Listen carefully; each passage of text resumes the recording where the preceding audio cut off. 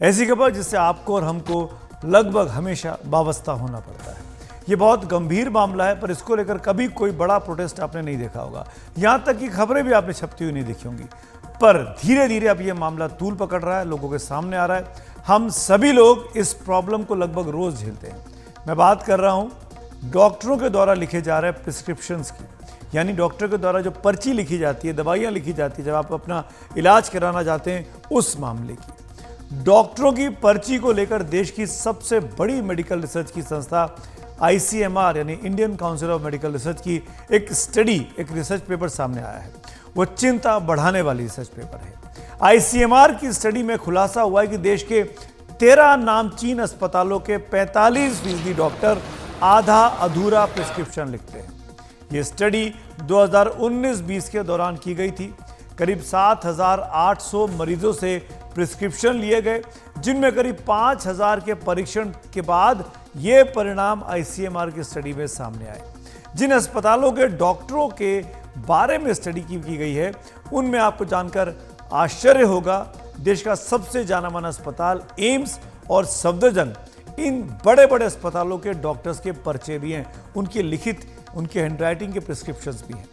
डॉक्टरों का आधा अधूरा पर्चा, यह हाल हो चुका है देश के नामचीन अस्पतालों का। इसमें दिल्ली के एम्स और सफदरजंग जैसे देश के सबसे जाने माने अस्पताल भी हैं। यहाँ के कुछ डॉक्टरों ने भी आधा अधूरा प्रिस्क्रिप्शन लिखा है, और यह भी समझना जरूरी है कि आखिर आधा अधूरा प्रिस्क्रिप्शन होता क्या है। पहले सुनते हैं डॉक्टर साहब को। इनकम्प्लीट प्रिस्क्रिप्शंस वो होते हैं जहां फॉर्मुलेशन का नाम नहीं लिखा, या डोसेज नहीं लिखी, या ड्यूरेशन प्रॉपर नहीं लिखी। तो आई थिंक ये तो बिल्कुल अनएक्सेप्टेबल है, और इसमें ध्यान रखने की जरूरत है। ये कैसे छूट जाता है, होना नहीं चाहिए। दूसरा जो पार्ट है उसमें कहते हैं कि जो स्टैंडर्ड एक्सपेक्टेड ट्रीटमेंट है, जिसे हम स्टैंडर्ड ट्रीटमेंट प्रोटोकॉल कहते हैं, ये प्रोटोकॉल्स वेरियस एकेडमिक बॉडीज भी बनाती हैं, ICMR भी बनाती हैं। आपको उन प्रोटोकॉल्स को फॉलो करना है। अगर आप उन प्रोटोकॉल को फॉलो नहीं करते तो वो डेविएशंस कहते हैं, वो एक्सेप्टेबल और अनएक्सेप्टेबल दोनों सकते हैं। एक्सेप्टेबल हो सकते हैं, चलो उस डेविएशन से कुछ फर्क नहीं पड़ता, पर अनएक्सेप्टेबल वो है जहां या तो पेशेंट को पूरा रिस्पॉन्स नहीं आएगा, या कोई ड्रग इंटरेक्शन हो जाएगा। 4,838 पर्चों की जो डॉक्टर के प्रिस्क्रिप्शंस की जांच की गई, और इस जांच में जो चीज सामने आई वो चौंकाने वाली है। 1870 आधे अधूरे प्रिस्क्रिप्शन पाए गए, यानी नियमों का पालन उनमें नहीं हुआ था। सब में अलग अलग तरह की खामियां पाई गई हैं। किसी में खुराक की जानकारी का अभाव था, यानी कितनी गोली खानी है, दवाई क्या, अगर पीने वाला सिरप है तो कितने चम्मच पीना है, इसके बारे में आधी अधूरी जानकारी थी। तो किसी पर्चे में दवा कब तक चलेगी उसका जिक्र तक नहीं था। 1 दिन खानी है, 5 दिन खानी है, 1 महीने खानी है, इसका जिक्र तक नहीं था। इतने बुरे हालात हैं डॉक्टरों के द्वारा लिखे गए प्रिस्क्रिप्शन में। अगला मामला जो सामने आता है कि किसी पर्चे में कितनी बार दिन में दवाई लेनी है, इसका ब्यौरा तक नहीं था। यानी डॉक्टर दवाई तो लिख रहा है, दिन में 1 बार खानी है, 2 बार खानी है, सुबह खानी है, रात को खानी है, इसके बारे में कोई खुराक की जानकारी नहीं थी। दवा कब खानी है, खाना खाने के पहले, खाना खाने के बाद, इन तमाम जानकारियों का भी अभाव मिला है। और किसी में दवा के फॉर्मुलेशन जैसी कमी दिखाई दी थी। दवा लिखने वाले तमाम डॉक्टर पोस्ट ग्रेजुएट थे, और 4 से लेकर 18 साल तक का उनके पास तजुर्बा था। ये बात हैरान करने वाली है कि गलती जूनियर डॉक्टर की जगह जो एक्सपीरियंस डॉक्टर थे, यानी जिनके पास तजुर्बा था या सीनियर थे, वो डॉक्टर ज्यादा कर रहे थे। ये ICMR की रिपोर्ट है। यही नहीं, करीब 10%, प्रिसाइसली बोलूं तो 9.8% पर्चे पूरी तरीके से गलत भी मिले हैं, यानी बिल्कुल गलत लिखा गया है। इनमें इलाज के तय प्रोटोकॉल का बिल्कुल पालन नहीं किया गया है। यह बिल्कुल हैरान कर देने वाली बात है कि प्रोटोकॉल का बिल्कुल पालन नहीं किया गया।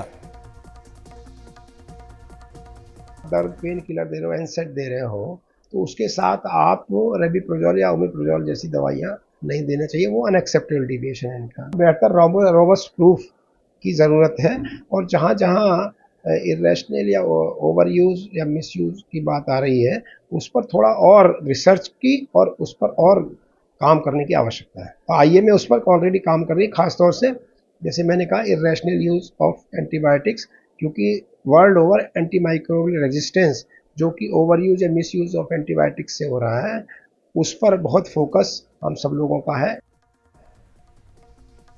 ये तमाम prescription medicine, ENT, community medicine, surgery, dermatology, ophthalmology, psychiatry आदि विभागों के डॉक्टरों के हैं। यानी लगभग हर डिपार्टमेंट के डॉक्टरों से ऐसी गलती हुई है।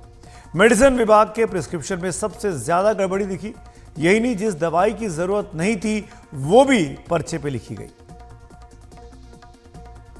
इसका जो इम्प्लीकेशन है वो महत्वपूर्ण है कि जो उन्होंने कहा है कि भाई इससे कॉस्ट बढ़ जाती है, क्लैरिटी नहीं होती है, एडवर्स ड्रग रिएक्शन का या ड्रग इंटरेक्शन का इश्यू आता है।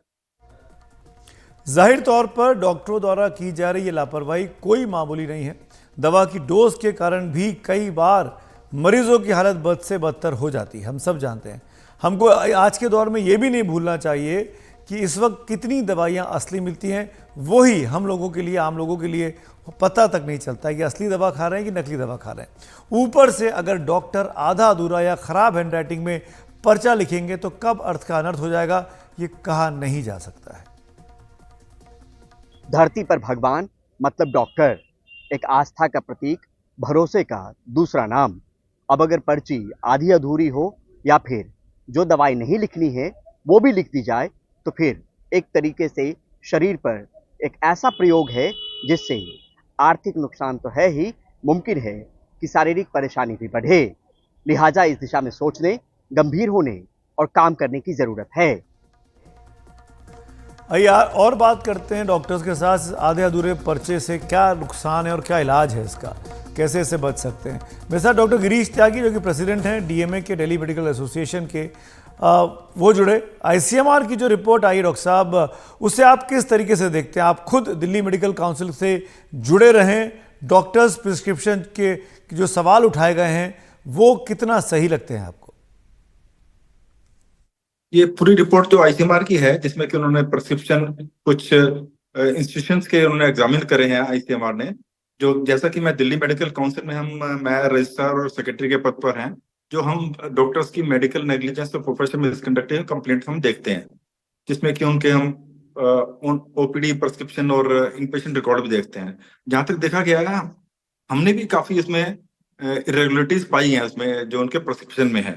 प्रिस्क्रिप्शन में कई बार अंडर डोज होता है, कई बार ओवर डोज होता है, कई बार एंटीबायोटिक जिसकी जरूरत नहीं होती वो भी दिए जाते हैं, कई बार उसको डोज प्रॉपर नहीं लिखी होती, कई बार उसकी डोज किस रूप में दी जाएगी, जैसे इंजेक्शन है तो इंट्रामस्कुलर देना है या इंट्रावेनस देना है या सबक्यूटेनियस देना है, ये भी कई बार नहीं लिखा होता, जिसकी वजह से मरीज को भी दिक्कत होती है। प्लस एक सबसे ज्यादा जो हमारे को नुकसान होता है उसका एक एंटी माइक्रोबियल रेजिस्टेंस होता है, जो जिसकी वजह से जैसे अगर आप ट्यूबरक्लोसिस में देखेंगे, जो ट्यूबरक्लोसिस के इंडिया में जो एक रूटीनली पेशेंट है जो 6 महीने में ठीक हो जाता है, उसको अगर डोज प्रॉपर ना मिले या डोज, तो उसको anti microbial anti drug resistance tuberculosis जो डेवलप हुआ है जिसकी वजह से ड्यूरेशन लंबा होता है, कॉस्ट इंक्रीज हो जाता है और ऑफ कोर्स पेशेंट को उसमें डिफिकल्टी भी होती है, जिसकी वजह से कई बार उसमें उसको परेशानी का भी सामना करना पड़ता है। और जो हमारा रेशनल प्रिस्क्रिप्शन है, जो हमारा आईसीएमआर जो आईएमसी रेगुलेशंस हैं 2002, उसमें एक रेशनल प्रिस्क्रिप्शन भी कहा गया है। यानी प्रिस्क्रिप्शन एक हमारा रेशनल होना चाहिए कि डोज हम क्या दे रहे हैं और जस्टिफिकेशन उसका होना चाहिए। डॉक्टर त्यागी, आप कई तरह के सवाल खड़े कर रहे हैं, लेकिन मामला ये कि अगर आधा अधूरा पर्चा लिखा गया है, इसको, इस व्यवस्था को सुधारा कैसे जा सकता है? कोई सुझाव है आपके पास, आपकी काउंसिल के पास? इसमें जो हमारे को डॉक्टर्स को एजुकेट करना चाहिए। आईसीएमआर जो आईएमसी रेगुलेशंस हैं 2002, उसमें भी लिखा भी हुआ है। प्लस अगर आपका जो स्टैंडर्ड ट्रीटमेंट प्रोसीजर्स हैं वो उनको डॉक्टर्स को बताने चाहिए, क्योंकि सरकारी के साथ ना, ये तो सरकारी अस्पताल है जहाँ के लोग, उनको पता है। उनको कई बार प्राइवेट हॉस्पिटल्स या प्राइवेट क्लिनिक्स में जो है वहां पर उनको पता भी नहीं होता, तो एक लोगों को जागरूक करना चाहिए डिफरेंट एसोसिएशन से, डिफरेंट प्रोफेशनल बॉडीज से, जो उनको डॉक्टरों को जागरूक करना चाहिए कि रेशनल प्रिस्क्रिप्शन क्या होता है, एक आइडियल प्रिस्क्रिप्शन के क्या क्या फायदे हो सकते हैं, और आइडियल प्रिस्क्रिप्शन नहीं है तो उसके क्या क्या नुकसान मरीज को हो सकते हैं, सोसाइटी को हो सकते हैं, in terms of economy, in terms of bad health, in terms of complication, ये सारा उनको बताया जाना चाहिए। और यही उसका एक, और साथ में डॉक्टर्स जो पेशेंट को भी बताना चाहिए हमारे को कि एक आप क्वालिफाइड पर्सनल के पास ही जाएं, क्योंकि हमने तो काफी बार देखा कि जो क्वैक्स के पास जाते हैं, जो क्वैक्स का प्रिस्क्रिप्शन तो बहुत ही ज्यादा होता है, उसमें एंटीबायोटिक एक की जरूरत होती है वहां पे 3-3 एंटीबायोटिक लेते हैं, वायरल फीवर आता है तो भी एंटीबायोटिक लिखे होते हैं। तो लोगों को बताया जाना चाहिए इस बारे में। और अब बात करते हैं डॉक्टर शरद अग्रवाल से, जो कि नेशनल प्रेसिडेंट हैं आईएमए के। सर, आप तो नेशनल प्रेसिडेंट हैं इंडियन मेडिकल एसोसिएशन के। डॉक्टर्स के प्रिस्क्रिप्शन को लेकर आईसीएमआर ने कई गंभीर सवाल खड़े किए हैं, इस पर आपका क्या कहना है? देखिए, इसमें दो तीन चीजें हैं। नंबर वन, क्या जिसने ये सर्वे करा है they are authorise to do this, number one. Number two, उन लोगों की टीम में कौन लोग थे, क्या उन्हें सब सारी ICMR is not regulatory body for medical practitioner in India.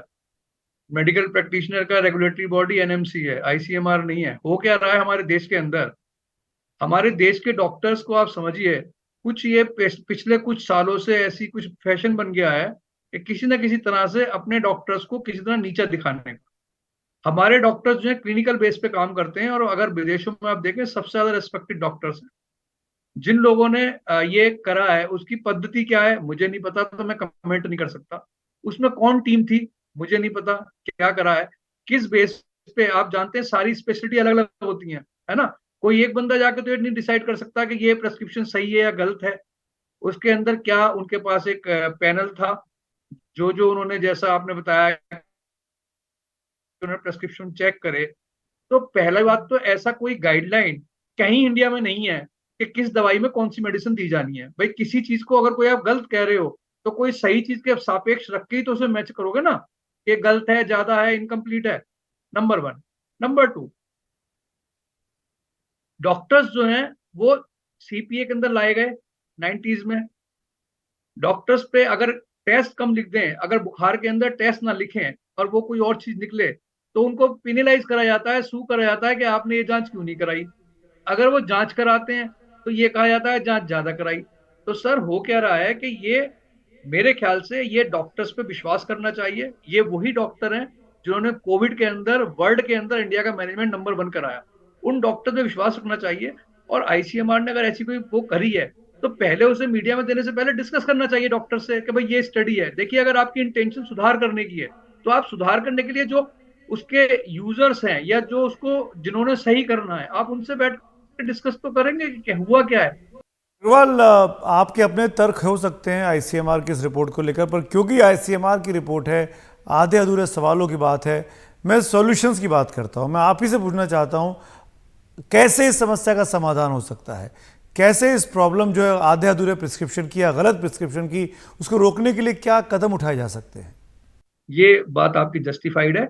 और अगर आप देखें पिछले कई सालों में, अगर अगर मैं पिछले 20 सालों की बात करूं, मतलब इस शताब्दी में, इसमें बहुत सुधार आया है। पहले ये था कि रनिंग राइटिंग थी तो लोगों को अक्सर नहीं समझ में आती थी, वो आई एग्री विद दैट। लेकिन अब इसमें बहुत सुधार आया है। अब इसमें मैं बता रहा हूं, जितना जो प्राइवेट हॉस्पिटल्स में अगर आप जाएंगे तो आपको लगेगा वहां पे बकायदा कंप्यूटराइज सॉफ्टवेयर लगे हुए हैं, तो बड़ा क्लियर कट राइटिंग में लिखा हुआ आता है। बट एक चीज आप एक साथ और भी समझिए, जो ये सर्वे करें इन्होंने गवर्नमेंट मेडिकल कॉलेजेस में करें। सर आप प्लीज इन मेडिकल कॉलेज में या इन हॉस्पिटल में जाके एक बार विजिट कीजिए और देखिए, एक एक डॉक्टर 4-4 घंटे में 500-500, 400-400 मरीज देख रहा है। क्या ये पॉसिबल है किसी डॉक्टर के लिए 3 घंटे में या 4 घंटे में वो 150-150 मरीज देख ले, 200 मरीज देख ले, और फिर उसमें एग्जामिन भी कर ले और फिर कैपिटल लेटर में उसको प्रेस्क्रिप्शन भी लिख दे? मेरे ख्याल से सर ये अव्यवहारिक है। हमें अपनी लिमिटेशंस को समझते हुए इस पे बात रखनी चाहिए। तो आप देखिए, जो जो सर्वे इन्होंने करे मेनली गवर्नमेंट मेडिकल कॉलेज में करें, क्योंकि प्राइवेट में ज्यादातर सब लोगों ने सॉफ्टवेयर लगा लिए हैं। तो आपको अगर आप देखेंगे तो प्रेस्क्रिप्शन वो जो हमारा सॉफ्टवेयर है उसके थ्रू निकलता है, तो उसमें आपको कैपिटल लेटर में होगा। लेकिन मैं इस बात से बिल्कुल सहमत करता हूँ, कोशिश यही होनी चाहिए कि वो लेजिबल राइटिंग में प्रेस्क्रिप्शन हो। चाहे वहां पे एक अगर मेडिकल कॉलेज है तो साथ में कोई इंटर्न या कोई एसोसिएट पीजी साथ में रहे, who can write. I 100% agree, कोशिश करनी चाहिए। पर सर इस पे ये कहना कि वो गलत है, इस बात ये थोड़ा हार्श स्टेटमेंट हो जाएगा। यस, इसमें सुधार की गुंजाइश है और मैं 100% एग्री करता हूं।